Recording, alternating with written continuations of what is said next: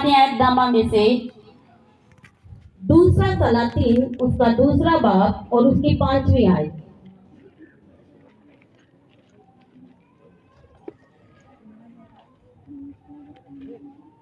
कलामे खुदा में लिखा हुआ है,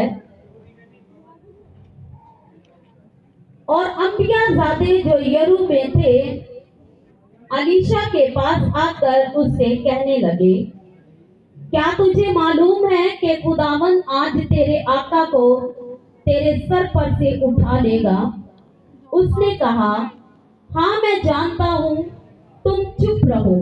कलामे खुदा का पढ़ा और सुना जाना हम सबके लिए बाइस से बढ़कर ठहरे। सब कहें आमीन। आमीन। आज हमने देखा कलामे खुदा में से दूसरा सलातीन और उसके दूसरे बाब की 5वीं आयत के अंदर कलाम में लिखा हुआ है कि अलीशा के पास उसके क्लास फेलोज, उसके जो साथ अंबियाज़ादे थे, वो आकर उसको कहने लगे कि क्या तुझे पता है कि आज तेरे उस्ताद को, आज तेरे आका को, आज जो तेरा खुदा का खादम है उसको जो है वो उठा लिया जाएगा। तो उसने उनसे कहा, तुम चुप रहो। क्या कहा एलीशा ने? तुम चुप रहो। आज हम इसी बात पे देखेंगे कि तुम चुप रहो। जब तक आप किसी को चुप नहीं कराएंगे तब तक आपकी बरकत रुकी रहेगी। जब तक आप किसी को खामोश नहीं करवाएंगे वो आपके ऊपर बोलता चला जाएगा। लेकिन आज हमने देखा कि अलीशा ने क्या कहा। अलीशा ने कहा, तुम चुप रहो। सब बोले कि तुम चुप रहो, तुम चुप रहो। हाँ जी। यहाँ पर हमने देखा कि एलिया खुदा का बहुत बड़ा खादम है, जो आसमान से आग मंगवाता है, जो खुदा की गैरत रखता है, जो क्या करता है, आसमान से आग मंगवा कर गैर मबूदों के जितने पुजारी हैं उनको तलवार का एक ही लुकमा बनवा देता है, जिसके कहने से आसमान बंद हो जाता है, जिसके कहने से आसमान खुलता है और बारिश बरसती है। तो इतने बड़े उस्ताद के शागिर्द क्या कम होंगे? क्या इतने बड़े उस्ताद के शागिर्दों में कमी हो सकती है, जो कि पूरे इज़राइल के अंदर मशहूर एक बहुत बड़ा खुदा का खादम है? उसके बहुत सारे शागिर्द थे, उसने बहुत सारे स्कूल खोले हुए थे एलिया नबी ने। एलिया के बहुत ज्यादा शागिर्द भी थे और उसके बहुत ज्यादा स्कूल थे जहां पर असेंबलियां करवाई जाती थी बच्चों स्टूडेंट्स को। किस चीज की? बाइबल की तालीम दी जाती थी। और क्या हुआ कि एक दिन आखिरी दिनों के अंदर जब एलिया आसमान पर उठाया जाने वाला था, तो एलिया के आसमान पर उठाए जाने की खबर पूरे इज़राइल के अंदर फैल चुकी हुई थी। लोगों के अंदर यह बात मशहूर हो गई थी कि एलिया आसमान पर उठा लिया जाएगा। और ये वाली खबर क्या अलीशा जो उसका शागिर्द था उसके साथ नहीं थी? उसको भी इस बात की खबर थी। लेकिन अलीशा नबी जो है वो अपने उस्ताद का ताबियादार शागिर्द है। उसके साथ और भी बहुत सारे शागिर्द थे, बहुत सारे अंबियाज़ादे थे, लेकिन वो अलीशा जैसे नहीं थे। अलीशा एक ताबियादार शागिर्द था अपने उस्ताद का। जब उस्ताद ने हाथ धोने होते थे तो वो क्या करता था? फौरन पानी लेकर आता और अपने उस्ताद के पांव और हाथ धोता। अपने उस्ताद के लिए हर वक्त खिदमत के लिए तैयार रहता। अपने उस्ताद की हर बात पर, हर तरह की हरकत और सकनात के ऊपर उसका ध्यान रहता था। एलिया के ऊपर उसकी नजर थी और एलिया की अपने शागिर्द अलीशा के ऊपर नजर थी। जब एक ताबियादार शागिर्द उस्ताद के इतने काम करता है, उस्ताद की हर बात को मानता है, उस्ताद की हर बात के अंदर हाँ में हाँ और ना में ना मिलाता है, उसके लिए रास्ते तैयार करता रहता है, उसके लिए बिस्तर बचाता, तो क्या उस्ताद की नजर नहीं हो सकती है? अलीशा के ऊपर उसके उस्ताद की नजर थी। लेकिन दूसरे जो उसके साथ अंबियाज़ादे थे, अंबियाज़ादा से मतलब है कि नबियों की औलाद। अंबियाज़ादे मतलब नबियों की औलाद, खादमों की औलाद, उस्तादों की औलाद। वो सब के सब किसके ज़ेरे निगरानी तालीम दे रहे थे? वो एलिया के में जो है वो ज़ेरे निगरानी तालीम ले रहे थे। हम जानते हैं कि बहुत सारे ऐसे खातबीन, उस्ताद और ऐसे बहुत सारे रहनुमा होते हैं जिनके बच्चे बिगड़े हुए होते हैं, उनकी तरबियत अच्छी नहीं होती है, वो खुदा की हजूरी में नजरे मंजूर नहीं होते हैं, उनके काम खुदा की नजर में ठीक नहीं होते हैं। हालांकि उनके माँ बाप बहुत नेक हैं, मशहूर हैं, नबी हैं, उस्ताद हैं, खादम हैं, पास्टर हैं, रहनुमा हैं, लेकिन वो अपनी औलाद की तरबियत नहीं कर पाते हैं। इसीलिए उन्होंने एक बहुत बड़े खादम की ज़ेरे निगरानी अपने बच्चों को दे रखा था, जिनको अंबियाज़ादे कहते हैं। लेकिन उन अंबियाज़ादों के अंदर जो सबसे बेहतरीन एलिया का शागिर्द था वो अलीशा था। लेकिन ये वाले अंबियाज़ादे क्या कहते हैं, वो अलीशा के पास आकर उसको क्या कह रहे हैं, अलीशा क्या तू जानता है कि आज तेरा उस्ताद तुझसे अलग कर दिया जाएगा। सुनने में लगता है जैसे वो हमदर्दी है, उनको बड़ी अच्छी सोच है, बड़ी अच्छी इंफॉर्मेशन दे रहे हैं उसको कि भाई आज तेरा उस्ताद अलग कर दिया जाएगा। लेकिन ऐसा नहीं है, वो अपने साथ वाले अलीशा को, जो उनका क्लास फेलो है, अपने उस्ताद के उस शागिर्द को जो है वो डिग्रेड कर रहे हैं, वो उसको जो है नेगेटिव पॉइंट दे रहे हैं, उसके ऊपर नेगेटिव सोच को रख रहे हैं। कैसे? वो कह रहे हैं आज उस्ताद ने हमसे तुझसे अलग कर दिया जाना है, एलिया अलग कर दिया जाएगा, वो आसमान पर उठा लिया जाएगा, सारी मिनिस्ट्री खत्म, सारे मौजज़े खत्म, तेरा रोब खत्म, तेरी जो हमारे ऊपर एक जो रोब और दबदबा चलता है वो तमाम खत्म हो जाएगा, सारे का सारा काम ठप हो जाएगा। तू नहीं जानता, एक्चुअल में उनका बार बार उसको आकर कहना, जैसे ही एलिया और जो अलीशा है उन्होंने जहाज लाल में विजिट किया तो उन्होंने फिर आगे कहा, क्या तू जानता है कि आज तेरा उस्ताद अदा कर दिया जाएगा? उसने कहा हाँ मैं जानता हूं, तुम चुप रहो।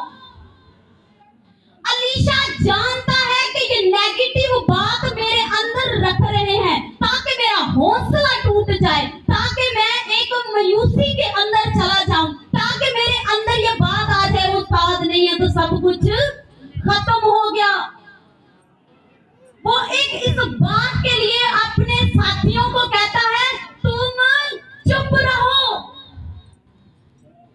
मैं सब कुछ जानता हूं, मुझे पता है कि आज मेरा उस्ताद मुझसे अलग कर दिया जाएगा। लेकिन अलीशा एक बड़े ईमान के साथ खड़ा था, वो जानता था कि आज के दिन अगर मेरा उस्ताद मुझसे अलग कर दिया जाएगा तो खुदा की कुदरत भी बहुत बड़ी जाहिर होने वाली है, यीशु के नाम से हालेलुया। ये है ईमान।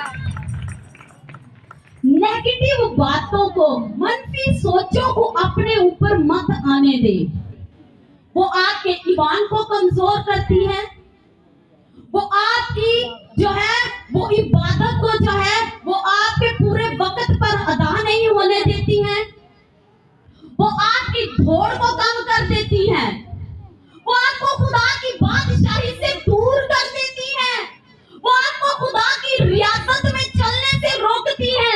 आपने अलीशा की तरह हर नेगेटिव बात करने वाले से बोलना है कि तुम चुप रहो। आपकी आवाज का मैं मतलब आपको मजमून का नहीं पता कि तुम चुप रहो, चुप रहो, चुप करवाएं आपके ऊपर जितनी नेगेटिव वर्डिंग बोलते हैं लोग। अलीशा ने उनसे बोला, उनसे कहा कि तुम चुप रहो, मैं जानता हूं कि खुदा का बड़ा काम होने वाला है। आपको पता होना चाहिए बागे अदन के अंदर जिस तरह यहोवा पाक खुदा आदम और हवा के पास ठंडे में आकर बातें करता था, ठंडे वक्त में आकर उनसे बातें करता था, अबलीस भी आता था। जहां पर खुदा के लोग होंगे, जहां पर खुदा का बड़ा मंसूबा होगा, वहां पर अबलीस का आना पक्का है। इब्लीस भी बार बार बागे अदन के अंदर आता और हवा से कहता, क्या वाकई वाकई सच्ची मुच्ची सही तुम कहती हो, खुदा ने ये बाग के दरमियान वाला दरख्त जो है इसका फल खाने से मना किया है। हवा ने शुरू में बोला, हाँ खुदा ने हमें मना किया है। जिस तरह अलीशा के पास अंबियाज़ादे बार बार आकर उसको नेगेटिव पॉइंट देते और वो उनको चुप करवाता, इसी तरह ठंडे के वक्तों के अंदर बागे अदन के अंदर आकर इब्लीस भी हवा के पास आकर कहता, सच्ची मुच्ची सही बात है, नहीं हवा तू सही बता, बातें उससे करता था, सही बता, नहीं वाकई तुझे खुदा ने ये मना किया हुआ है कि फल नहीं खाना। आखिरकार उसको हर रोज ये बात सिखाता रहा और उसने कहा हाँ, फिर उसने उसके अंदर इस बात को रख दिया, नहीं बल्कि इस फल को तू खाएगी तो तू खुदा की मानद हो जाएगी। अब तू फल नहीं खाती तो इसीलिए तू खुदा की क्या है, खुदा की बंदी बनी हुई है और खुदा के वक्त को तू याद करती रहती है, लेकिन जब तू फल खा लेगी तो खुदा की मानद बन जाएगी। उसको हर रोज नेगेटिव पॉइंट देता रहा, इब्लीस उसको हर रोज नेगेटिव पॉइंट देता रहा, लेकिन हवा ने इब्लीस से नहीं कहा कि तू चुप हो जा। अगर हवा कहती तो आज हम भी बागे अदन का फल खा रहे होते और खुदा के साथ ठंडे वक्त में बातें करते, हालेलुया। लेकिन हवा ने चुप नहीं करवाया। हवा अगर इब्लीस को चुप करवा देती तो आज हम गुनाह की मजदूरी की मौत ना ले रहे होते, लेकिन अलीशा ने अपने साथ वालों को चुप करवाया। उसने ये बात अपने अंदर ठान ली थी कि हाँ मैं जानता हूं कि आज मेरा उस्ताद मुझसे अलग कर दिया जाएगा, लेकिन उसके रूह का दुगना मसा मेरा खुदावंद आज आसमान खोलकर मुझे देगा और बड़ी मिनिस्ट्री होने वाली है यीशु के नाम में, हालेलुया। जहां पर नाउमीदी है वहीं से खुदा का काम शुरू हो जाता है। बागे अदन के अंदर तो हवा ने जो है वो चुप नहीं करवाया। याद रखें, इब्लीस बार बार आएगा और बार बार आपकी सोच को जो है वो बदलने की कोशिश करेगा, लेकिन आपने उसको चुप करवाते रहना है। बलाम नबी के पास भी बार बार बरक बादशाह आता और उससे कहता कि इज़राइल के ऊपर तू लानत कर, लेकिन वो हर बार बरकत बोलता, लेकिन उसको बार बार कहा जाता, वो बार बार जाता और उसके बार बार सुनने पर उसको पता चल गया कि मुझे इन पर लानत करनी है। काश के अगर उस बलाम नबी ने, जिसके सामने गधी बोल पड़ी थी, उसने उस बादशाह को चुप करवा दिया होता कि ऐ बरक बादशाह मैं तुझसे कहता हूँ तू चुप हो जा, क्योंकि मैं जानता हूँ कि इस्राएल बरकत के लिए बुलाए गए हैं, मैं उन पर लानत नहीं कर सकता, तो आज वो भी आसमान की बादशाही का फर्जंद होता। लेकिन उसने उस बरक बादशाह को जो नेगेटिव पॉइंट देता था उसको चुप ना करवाया और जोशुआ, मूसा के शागिर्द जोशुआ के हाथों कत्ल हो गया। जब वो मारा गया तो कलामे खुदा के अंदर लिखा है कि उसने कहा कि काश मैं रास्तबाजों की मौत मरता। जब आप चुप नहीं करवाएंगे तो आपकी जिंदगी के अंदर ऐसे काश वाले लफ्ज आएंगे, आपकी जिंदगी के अंदर हवा जैसी जो है वो बागे अदन में से निकाल देने वाले हालात आएंगे। अगर आप इब्लीस को चुप नहीं करवाएंगे, अपने साथ के लोग जो आपको नेगेटिव बातें देते हैं उनको चुप नहीं करवाएंगे, तो हवा की तरह बागे अदन से निकाल दिए जाएंगे। लेकिन मेरा मनजी, मेरा यीशु नासरी, उसके पास इब्लीस बार बार बियाबान के अंदर आता और उसको कहता, अगर तू खुदा का बेटा है तो इस पत्थर से कह के रोटियां बन जाए, लेकिन मेरे यीशु ने इब्लीस को मुंह तोड़ जवाब दिया और उसने कहा कि कलामे खुदा में लिखा है कि आदमी सिर्फ रोटी से नहीं बल्कि खुदा की हर बात से जीता रहेगा। मेरे यीशु ने उसको चुप करवा दिया। वो बार बार, एक बार नहीं, वो फिर आया फिर यीशु के पास आया और उसको शान और शौकत दुनिया की दिखा के कहता मैं तुझे दूंगा, सजदा कर। उसने फिर उसके मुंह को बंद करवा दिया। यीशु को कहता है कि इस बड़ी पहाड़ से, इस किंगरे से नीचे गिर जा, तुझे तो खुदा के फरिश्ते उठा लेंगे। उसको शक में ला रहा है, उसको कहता है कि इस बात का जो है तू सबूत दे कि तू खुदा का बेटा है, कुछ कर दे। लेकिन यीशु मसीह ने उसकी बात को, जो कि उसमें उसको भड़का रहा था, उसकी चाल को समझकर उसके मुंह को बंद करवा दिया और उसको बोला कि तू चुप रह, क्योंकि मैं जानता हूं कि मेरा खुदा कादरे मुतलक और इब्लीस उसके पास से भाग गया। ये है जब आप नेगेटिव बातें बोलने वाले लोगों को चुप अपने इर्द गिर्द से करवाएंगे तो बरकतें आपकी है, तो आपकी जो है वो शिफा है, कामयाबी आपकी है, सरफराजी आपकी है और खुदा की बादशाही आपके लिए है, यीशु के नाम में। हालेलुया।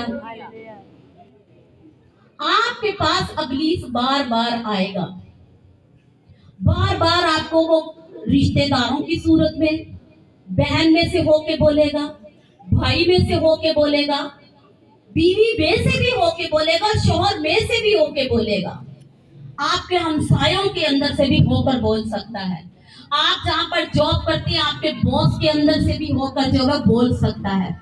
लेकिन आपको समझना है कि मुझे इसको चुप करवाना है, मुझे अलीशा की तरह बोलना है कि तुम चुप रहो, मैं जानता हूं कि सब मेरा खुदा सब कुछ करने की कुदरत रखता है। मैं अपने खुदावन की हजूरी में सही रोजे में खड़ी हूँ, सही तौर पर दुआ में खड़ी हूँ, सही कलाम में खड़ी हूँ और सही पादरी के अंडर तालीम ले रही हूँ।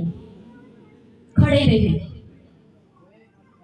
आपके ऊपर बहुत ज्यादा नेगेटिव वर्डिंग जब बोली जाती है तो वो आप पर असर करेगी। ये इंसान की नेचर के अंदर है, ये इंसान की फितरत है। चुगलियां हमें अच्छी लगती हैं, पहले दिन ही अच्छी लगेंगी, दूसरे दिन ही फिर हम बैठेंगे और मजा लेंगे।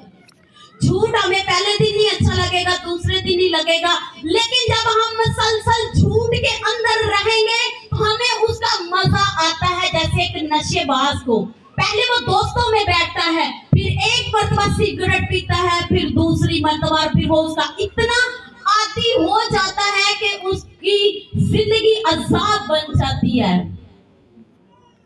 इसी तरह इब्लीस आपके पास बार बार आएगा और आपको गुमराह करेगा, लेकिन आपने उसको चुप करवाना है।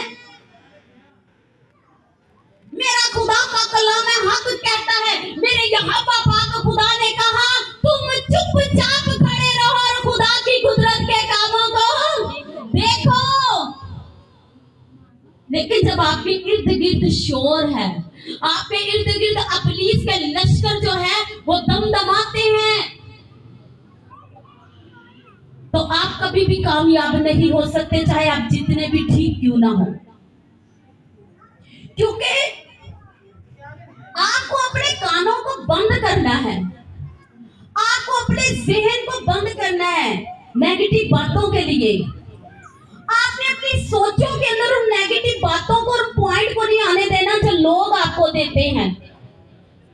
आपने उनको चुप करवाना और अपना माहौल बनाना है। जब आपका अपना माहौल आपके ताबिया हो जाएगा, आपके खुदा के ताबिया हो जाएगा, तो बरकत आपकी हो जाएगी, जिंदगी आपको मिलेगी और यीशु आपकी जिंदगी के अंदर बड़े बड़े मौजूदे करेगा। हालेलुया। जरूरत है कि आप अलीशा नबी की तरह जो है अपने साथ वाले लोगों को चुप करवाएं। आपके ऊपर आप बीमारी में आपको आके बोल नहीं अब नहीं इसने बचना, बड़ा मुश्किल है, 2-3 दिन का बस मेहमान है, इसकी बीमारी बड़ी ला इलाज है। ऐसी वर्डिंग, ऐसे लफ्ज मत बोलने दे अपने बच्चों के ऊपर, अपने घर के लोगों के ऊपर। उनको बोले तुम चुप रहो, हम जानते हैं कि हम एक बड़ा मौजज़ा लेने वाले हैं, हमारी एक बहुत बड़ी गवाही बनने वाली है, क्योंकि हम अपने खुदा की हजूरी में खड़े हैं।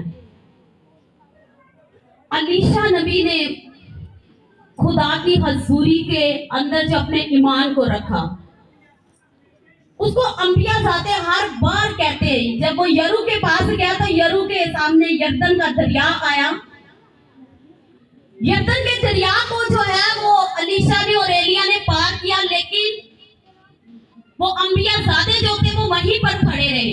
लेकिन फिर एक आग का बगोला आया और एलिया नबी को उठाकर ऊपर ले गया। लेकिन एलिया ने उससे पहले अपने शागिर्द अलीशा से, जो उसका खिदमत गुजार शागिर्द था, जो उसका वफादार शागिर्द था, जो उसके हाथों को पानी देकर धोता था, उससे कहा कि तू क्या चाहता है, तू क्यों मुझे नहीं छोड़ता।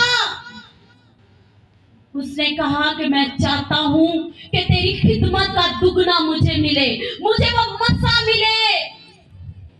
आज वो मसा ट्रांसफर होने वाला था, आज वो गहरा मसा, वो अनॉइंटिंग अलीशा की जिंदगी में आने वाली थी। इसीलिए अंबिया ज़ादे जो थे इस अनॉइंटिंग को रोकना चाहते थे। वो बोलते थे, तुझे पता है, तू मायूस हो जा, तेरा हौसला टूटे, तू यहीं पर ठहर जाएगा, तू अपने उस्ताद तक नहीं जाएगा, तू आखिरी लम्हे तक उसका जो है वो साथ नहीं देगा, तो वो मसा जो है वो जो ट्रांसफर होने वाला है वो रुक जाएगा और इस तरह इब्लीस अपने काम में कामयाब हो जाएगा। इस बात को अलीशा ने रोका। उसने कहा तुम चुप रहो। यरू की बहुत बड़ी दीवार थी। यरू की दीवार को गिराना बहुत मुश्किल था, लेकिन खुदा ने इस्राएलियों से, जोशुआ से कहा तुम चुपचाप बस बगैर आवाज किए क्या करना, यरू के चक्कर लगाना और तुम बहुत बड़े एक खुदा के मौजूदे को देखोगे। और उन्होंने ऐसा ही किया। उन्होंने नेगेटिव बातों को नहीं सुना, ना अपने अंदर कोई नेगेटिव सोच आने दी, बल्कि उस राहब की उस बात को कि तुम्हारा खुदा जिंदा खुदा है और हम जानते हैं कि उसने यरू तुम्हें दे दिया है, इसी बात के सहारे पर, इस पॉजिटिव सोच के साथ उन्होंने यरू को फतह कर लिया यीशु के नाम में। हालेलुया। ये है हमारी फतहमंदी भी। हमें अगर फतहमंद होना है तो उसके लिए अपने इर्द गिर्द के लोगों को चुप करवाए। अगर आपने कामयाब होना है तो अलीशा की तरह खिदमत ऐसी करें जो करने वाली है। क्या आपका उस्ताद आप पर मेहरबान हो। हम लोग कैसे हैं, हम लोग गुणवट्टे से बनकर बैठे होते हैं। गुणवट्टों का पता है आपको? गुणवट्टे होते हैं, दरी ना उठानी पड़ जाए, उधर होके खड़े हो जाते हैं कि चर्च का काम ना करना पड़ जाए, कहीं मुझे ये ढोलक उठानी ना पड़ जाए, मुझे ये कुछ करना ना पड़ जाए। खिदमत करने से बाज रहते हैं, अपने आप को छुपाते हैं। तो ऐसे लोग कभी सरफराज नहीं किए जाते, ऐसे लोग कभी कामयाबी हासिल नहीं करते हैं। आज अगर कोई शख्स कामयाब है या सरफराज किया गया है ना, तो वो किसी न किसी जगह पर अपनी फर्माबरदारी और ताबियादारी दिखा कर आया हुआ है। उसको ऐसे ही उसकी झोली के अंदर जब वो तरक्की और कामयाबी और सरफराजी आ गई है। उसने अलीशा की तरह अपनी खिदमत को किया है। जो मुंह उठाकर खिदमत करना शुरू कर देते, उनकी खिदमत के अंदर असर नहीं होता, उनकी खिदमत के अंदर अनॉइंटिंग नहीं होती है। खुदा आपकी भाग दौड़ को, आपकी ताबियादारी को, आपकी फर्माबरदारी को देखता है, तो आपके टीचर का दुगना मसा आपको मिलता है। नेगेटिव बातें आपकी जिंदगी के अंदर जब जब आएंगी, और इब्लीस बार बार हमले करता है। जब आपको बड़ी बरकत मिलनी है ना, तो सोच ले इब्लीस का बड़ा हमला होने वाला है। और जितनी जल्दी आपके पास खुदा की बरकतें आने वाली हैं, उतने ज्यादा आपके ऊपर इब्लीस के अटैक होने वाले हैं। इब्लीस कभी भी नहीं चाहता कि आप लोग खुदा की बादशाही के अंदर दाखिल किए जाओ। वो चाहता है कि आप उसके साथ जहन्नम की आग में तड़पो, ताकि उसका ग्रुप बड़ा हो, ताकि उसका उस जहन्नम की आग के अंदर चीखना चिल्लाना ज्यादा हो। वो नहीं चाहता है कि आप खुदा की बादशाही के अंदर इत्मीनान और सुकून को हासिल करें। अपने आप को खुदा के ताबिया रखिए। आजकल मैं खुद भी इस बात को काफी मर्तबा देख चुकी हुई हूँ। सोशल मीडिया यानी कि नेट के ऊपर मोबाइल हम जब चलाते हैं ना, तो बहुत सारे ऐसे खादमों के ऊपर ना, बड़े पादरी हैं जो खादमों के ऊपर बड़ी ऊंट पटांग की बातें कहते हैं, उनके नेगेटिव पॉइंट सामने रखते हैं, उनकी गलत बातें जो है ना वो सामने रखते हैं, लोग बड़े शौक से उनको मीडिया के ऊपर देखते हैं। मत देखें, वो आपके स्पिरिचुअल लेवल को डाउन करते हैं, आपके अंदर जो है वो नेगेटिव सोच को लाते हैं। आप उस सोशल मीडिया को जो कि खातमों की बुराइयां करते हैं, हम बड़े शौक से उनको मजे ले लेकर सुनते हैं। आप उनको चुप करवाएं, उनको बोलो तुम चुप हो जाओ और उनको लॉक कर दे, और ताकि वो कभी भी जो है आप तक अपनी आवाज को न रखें। खुदा के खातमों की अदालत करना जो है वो आपका काम नहीं है। खातम को बुरा भला कहना आपका काम नहीं है। हम मानते हैं कि खातमों में, रहनुमाओं में, टीचर्स के अंदर कमियां होती हैं, क्योंकि वो एक इंसान है, लेकिन अदालत करने का काम आपको खुदा ने नहीं दिया है, बल्कि अदालत का काम खुदा ने अपने बेटे यीशु को दिया है, क्योंकि वो जल्द आने वाला है और हमारी अदालत करने वाला है। खादम को बुरा भला कहकर उससे बरकत की जगह पे आप लानत लेते हैं, और इब्लीस यही चाहता है, जब भी कोई आपको एक खादम के खिलाफ कोई बात करता है तो उसको चुप करवा दे, अलीशा की तरह, ताकि आप उसको चुप करवाकर बड़ी बरकत को हासिल कर लेंगे। हालेलुया। अलीशा को जब कहा गया, एलिया ने कहा कि क्या तू चाहता है, तो उसने कहा, एलिया ने कहा कि ठीक है, तू मुझे आसमान पर जाते हुए अगर देखता है तो जैसी तेरी ख्वाहिश है, जैसा तेरा इरादा है, जैसी तेरी सोच है, जैसी तेरी प्लानिंग है, खुदा तेरे लिए वैसा ही करने वाला है। और ऐसा ही हुआ। उसने आसमान पर अपने उस्ताद को जाते हुए देखा तो वो चिल्ला उठा, तो उसकी चादर उसके ऊपर आ गई, यानी कि उसका बसा, उसकी अनॉइंटिंग उसके ऊपर ट्रांसफर होगी, और वो अजीम खादम खुदा का बन गया, क्योंकि उसने अपने इर्द गिर्द नेगेटिव सोच नहीं आने दी। याद रखें, मैं इस चीज में से गुजरी हूं। अभी कुछ अर्सा पहले हमारे इर्द गिर्द इतनी नेगेटिव बातें, जिनको हम सोचने के, सुनने के आदी नहीं थे, हमें बहुत सारी मिली। हम डिप्रेशन के अंदर चले गए थे, सोचने लगे कि ये क्या है बातें जो हमारी जिंदगी के अंदर, हम ऐसे हैं नहीं है जो हमें लोग दिखा रहे हैं, जो हमें दिखा रहे हैं, और सुन सुन के हमें लगने लगा कि जैसे वाकई हम शायद ऐसे ही हैं। लेकिन खुदा के कलाम ने हमें तमीर किया, खुदा के कलाम ने हमें तसल्ली दी, खुदा के कलाम ने हमें उठा खड़ा किया कि ये नेगेटिव सोच अपने अंदर से निकालो, क्योंकि तुम खुदा के बरगज़ीदा, तुम खुदा के चुने हुए लोग हो। अपनी बुलाहट के ऊपर सिर्फ नजर करो, क्योंकि आप खुदा के प्लान के अंदर हैं। हालेलुया। ये मेरी जिंदगी का ही तजर्बा नहीं, आप सबकी जिंदगी का भी तजर्बा है। रिश्तेदार, इधर उधर के लोग आकर बड़ी बड़ी वीक बातें आपकी जिंदगी के अंदर रखते हैं, लेकिन जब आप उनको अनसुना करते हैं तो तरक्की करते हैं। अगर आप उनकी बातों के अंदर आ जाएंगे तो आप कभी तरक्की नहीं कर सकते हैं। अपने आप को खुदा के ताबिया करें, जिस तरह अलीशा ने किया। अलीशा अपने खादम की बड़ी अनॉइंटिंग को हासिल करने के बाद जब यरदन के पार गया तो उसने देखा कि वो अंबियाज़ादे उस जगह पर वैसे ही खड़े हुए हैं, जो नेगेटिव बातें करते हैं, जो गलत सोच रखते हैं, वो पीछे के पीछे ही रह जाते हैं अंबियाज़ादों की तरह। अगर आप अपने अंदर नेगेटिव सोच नहीं रखेंगे तो आप अलीशा की तरह यरदन के पार अपने उस्ताद के पास जाएंगे। लेकिन अगर आपके पास नेगेटिव बातें हैं और आपने चुप नहीं करवाया है तो आप अंबियाज़ादों की तरह यरदन के पार पीछे के पीछे ही रह जाएंगे और उस बरकत को हासिल नहीं करेंगे जो बरकत अलीशा ने हासिल कर ली। अलीशा के उस्ताद ने अगर 8 मोजज़े, 8 बड़े बड़े काम करके दिखाए तो अलीशा ने जो है वो 16 करके दिखाए और लोगों के दरमियान में अपनी बड़ी खिदमत को जाहिर कर दिया यीशु के नाम में। हालेलुया। ये है खिदमत। ये है चुप करवाना। अपने इर्द गिर्द के लोगों को चुप करवाएं, अपने ऊपर नेगेटिव बातों को आने मत दे। जब आप किसी के ऊपर अपनी बातों को आने देते हैं तो आपकी बरकत जाती रहती है। अपने उस्ताद के ऐसे ताबिया रहे जैसा रहना चाहिए। आज हमारे टीचर हमारे साथ नहीं है, शुक्र है खुदावन का, वो उन्होंने जो बाहर का प्लान किया खुदावन ने उनको कामयाब किया।